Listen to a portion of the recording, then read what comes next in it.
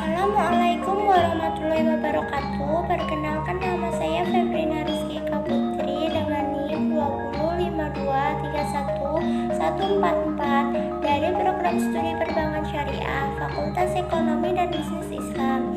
Saya di sini ingin memaparkan tentang Perjanjian Giyanti.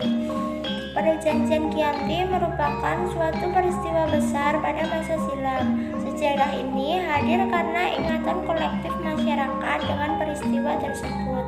Perjanjian ini terjadi karena kesepakatan dari tiga politik, antara lain Pakubuana III, Pangeran Mangkubumi, dan Perserikatan Perusahaan Dagang Hindia Belanda atau VOC.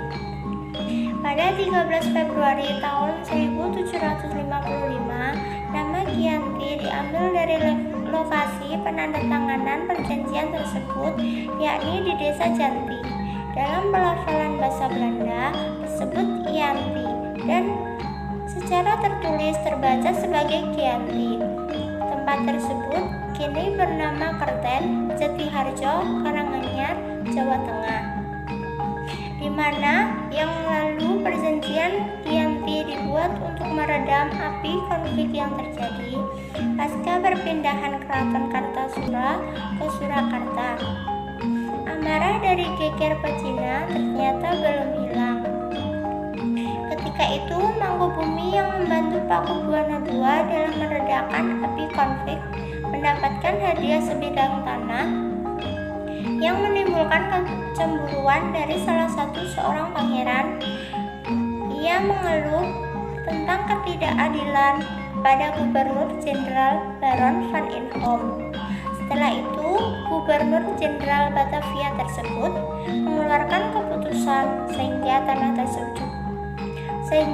tersebut tidak jadi dimiliki Pakubuana II.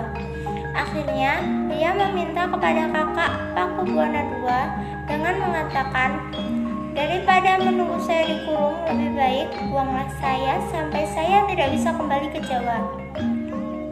Malamnya, dia pergi dengan diberi uang Rp3.000 untuk jatah makan. Setelah pergi, pecahlah perang Mangkubumi. Puluhan prajurit kompeni dan prajurit Jawa tewas.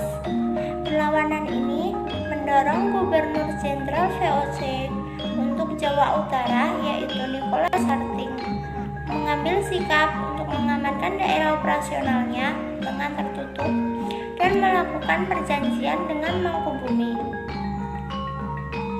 Setelah berkali-kali, akhirnya keluarlah hasil dari perjanjian dan berkesepakatan bahwa Pangeran Mangkubumi akan menjadi penguasa Pulau Jawa.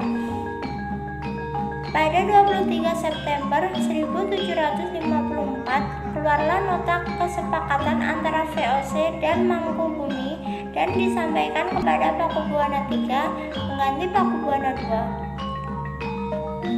Pada 4 November, Pakubuana III menyetujuinya.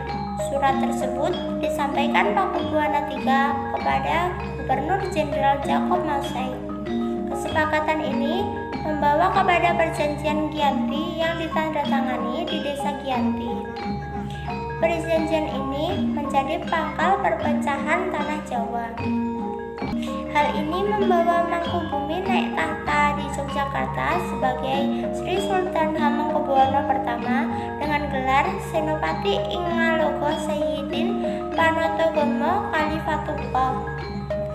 Sejak ditandatangani pada 13 Februari 1755 lalu.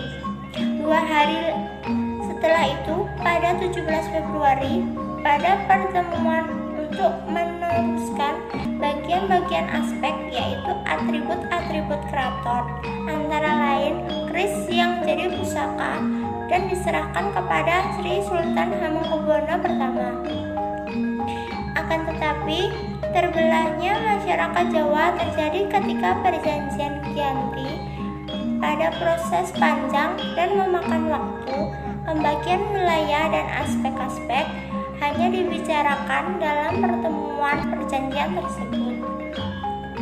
Sementara itu, pasca perjanjian Raden Mas Said atau Pangeran Sambernyawa yang dulu membantu melakukan pemberontakan. Pangeran Sambernyawa juga Trah Pakubuwono turut menuntut hak sebagai penguasa wilayah. Pada Oktober 1755, Pangeran Sambernyawa berhasil mengalahkan satu kelompok pasukan VOC. Pada Februari 1756, ia juga hampir membakar keraton di Jogja yang baru saja berdiri. VOC akhirnya menyudahi perang dengan menandatangani perjanjian Salatiga dan membuat tanah Jawa terbelah lagi.